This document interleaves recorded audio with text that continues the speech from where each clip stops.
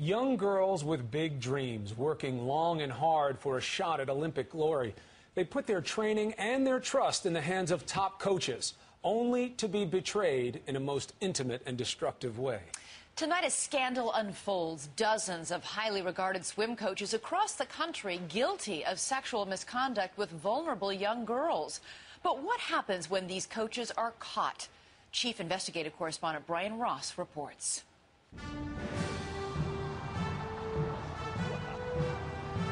Broadcast around the world, the ultimate athletic accomplishment. The Olympic Games serve as a powerful lure for so many young men and women. Is she gonna have enough? Yes! It was always a dream of mine to make the Olympics. And thousands of young teens do all they can to live that dream, working their way up through local and state and national competitions put on by USA Swimming, the governing body of the Olympic team. There's nothing like the moment before you step on the blocks. Yeah! No sport requires greater sacrifice and effort. Kids who aren't disciplined and don't enjoy hard work and early morning practices don't last too long in this sport. It's a sport that takes a lot of work.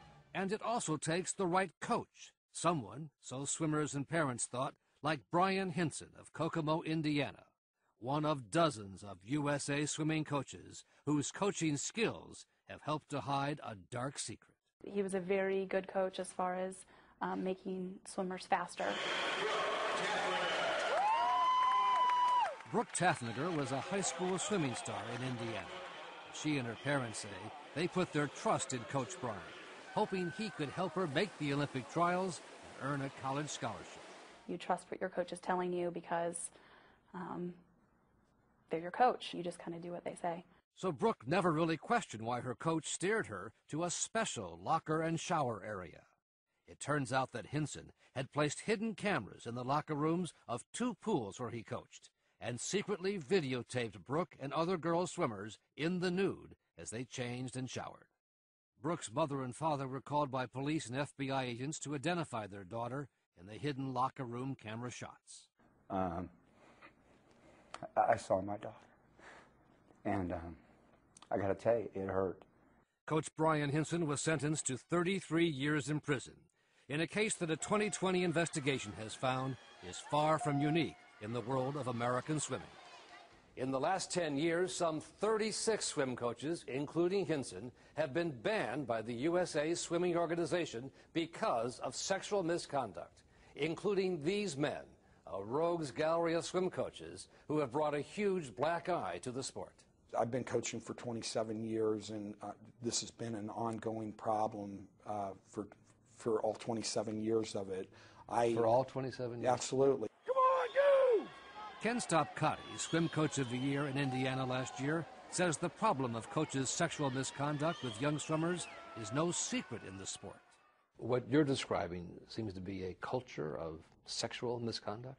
Coaches, swimmers? There is. It's out there, and it's. I don't feel like it's ever been addressed, and I don't feel like I don't feel like it's been taken very seriously.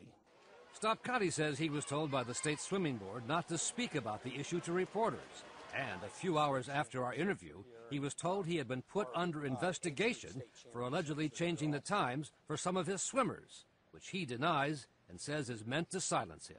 I was putting them at risk and by speaking out, and was inappropriate as a board member of Indiana Swimming. You were told essentially to shut up? Yeah. Stopkati says the sex abuse problem is made worse by a lack of thorough background checks, which allowed many of the now banned coaches to move from town to town even after being found out. They realize the posse's on their way to get them, and they get how to dodge. That's what happened in the case of this highly respected USA Swimming coach, 62-year-old Andy King. Authorities say he had more than a dozen young teen female victims before a brave 14-year-old girl finally turned him in last year. He may have been a very good swim coach, but his ultimate goal with many of these girls was to molest them. San Jose, California prosecutor Ray Mendoza says King was a monster who moved up and down the West Coast before being caught. He had almost every conceivable sex act. It ran the whole gamut of sexual offenses. Authorities believe King's crimes go back decades to the 1980s, beginning in the East San Francisco Bay Area. It started when I was 11. Deborah Denethorn was one of Andy King's star swimmers and ultimately one of his at least 15 victims. At first it was a hug, and then it was a caress, and then it was a kiss, and then it was a deeper kiss, and it would slowly escalate. And did it evolve into a full sexual relationship? It did. It did. At how old were you? I was 15 and a half when I had intercourse with him. Denethorn says other parents suspected, but no one stepped in, and she was afraid to reveal their secret. He would say, you know how important it is that you keep this a secret, because if you don't, you won't be able to swim anymore. And that terrified me. That was my passion and my love, and it was what I lived for. Next, King moved north, following the family of one of his teen victims, hired as a coach for the swim club in Oak Harbor, Washington, outside Seattle. Over the next 4 years, parents began to complain of his behavior, letting the girls sit on his lap, touching and sending roses to swimmers. When the parents scheduled a meeting with King about their concerns, he again left town. In my mind, he got tipped by someone up there, because literally overnight, he handwrites a letter, resigns, and he is gone. Back to California, where the sexual abuse continued. Yet in 2008, he was given a clean bill of health by the USA Swimming Organization. Congratulations, they wrote. Your background screening has been thoroughly reviewed and meets the standards set by USA Swimming. A review, it turns out, which involved only a check for criminal convictions, no background interviews. It was woefully incomplete. A simple phone call to Oak Harbor, his prior stop, or to the East Bay, would have revealed much about this man's propensity to abuse and molest kids. It wasn't until this 14-year-old high school freshman came forward to her youth pastor that King was finally stopped. When he started to molest you, how old were you? 13. She asked that we not show her full face and call her by the name of Denise. It was disgusting. At first I was in shock. I thought to myself, what is he doing? Well, I knew what he was doing was wrong, and I hated it so much. I wanted to cry. According to police reports, King took Denise to this shed where he would fondle and massage her breasts. It was like I was bottling up all my feelings of stress and anxiety and anger, and I couldn't take it anymore. Once Denise went to police, others also came forward, including a woman who said she had an abortion after King got her pregnant at the age of 14. Earlier this year, Andy King was sentenced to 40 years in prison. But the case now raises lots of questions for USA Swimming. King's lawyer says some of the responsibility belongs to the swimmers' parents, whose ambition for their children may have blinded them to the problem. I think Mr. King bears enormous responsibility here. But I think the parents were not minding the store, Brian. I think had they been minding the store, had they been watching what was going on with their own children, this opportunity never could have presented itself.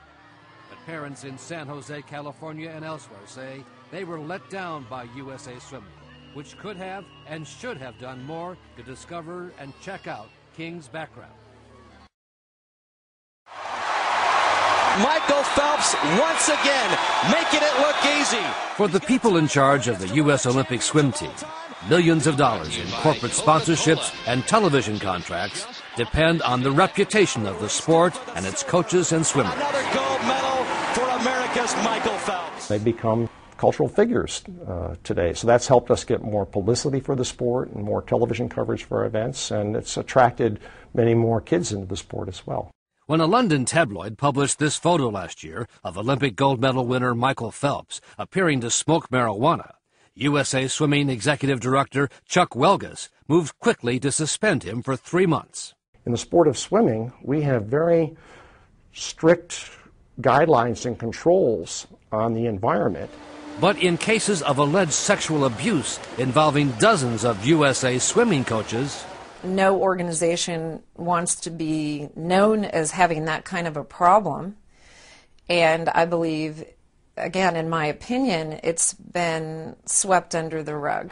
This is the women's 4x100 medley relay. Dina Dierdorf, 15-year-old. Dina Dierdorf was a gold medal winner on the U.S. Olympic swim team in 1972. The United States has won it. And she now tells 2020 she was also the victim of sexual abuse, molested by a coach for over 4 years, starting at age 11. At the time, I didn't even know that that word was out there, so I didn't know what the word was, but I knew I was being violated. And now Dierdorf is using her Olympic prestige to speak out. My only reason for speaking on a public forum now is because I have lived with believing that it was a problem that needed to be dealt with, and it wasn't being dealt with. We want to have the gold standard, and I think we do an awesome job.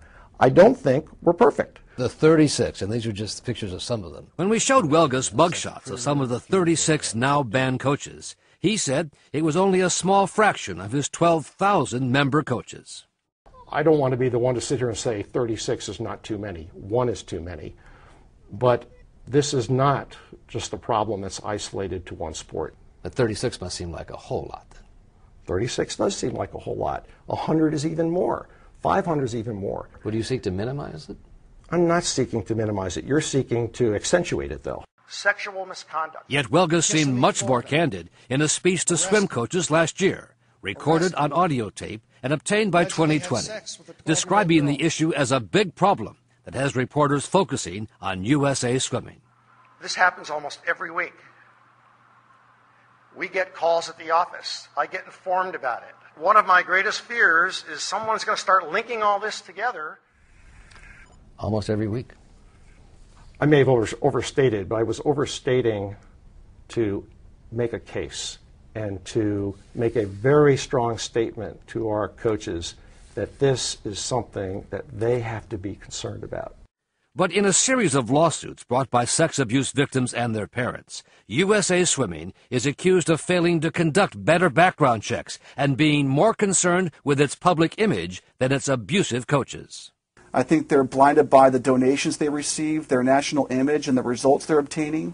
Lawyer Bob Allard represents families of swimmers who were abused by the San Jose, California coach Andy King, now serving 40 years in prison.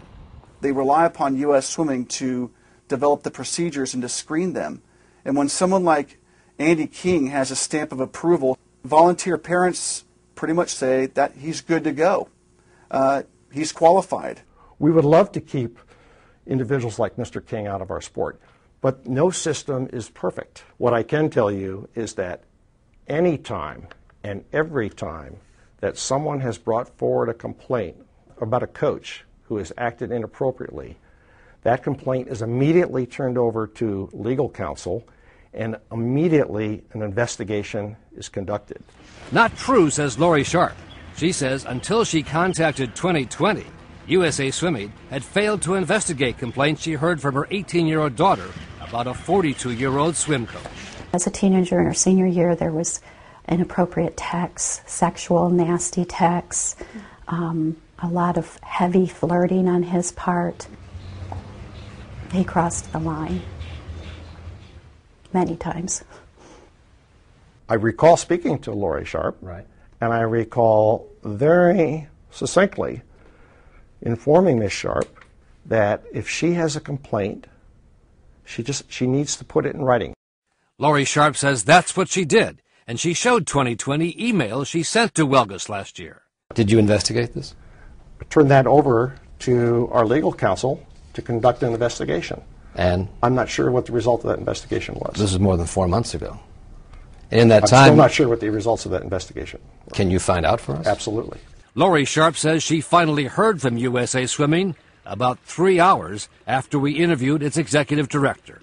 Didn't ask about the investigation, asked why I had contacted 2020. That was his only concern. The coach accused by Lori Sharp told us he denied all of her allegations, but he also told us that no one from USA Swimming had ever contacted him, that he knew of no investigation. In the meantime, he has moved to another city and continues to work with young teens. But just hours before our broadcast tonight, USA Swimming sent us word it has a private investigator looking into the case, and that in the last 24 hours, the coach had finally been interviewed. For the many victims who have suffered from their coach's crimes and sexual misconduct over the years, there continues to be pain and anger about why more is not being done now to protect a new set of vulnerable teen swimmers. It was a sense of betrayal. I suffered terribly, and my family suffered really badly. I think that USA Swimming owes an apology to all the victims that have been molested by their swim coaches. They should just realize what's going on is destroying many lives. Have you apologized to any of the young women victims? You feel I need to apologize to them? As the head of the sport? I think we have done, look, this is a tragic situation. And I think it's unfair for you to ask me, whether me individually or me as the representative of an organization, to apologize for something when all we are trying to do is do everything we possibly can to create a safe and healthy environment for kids who are participating in our particular activity.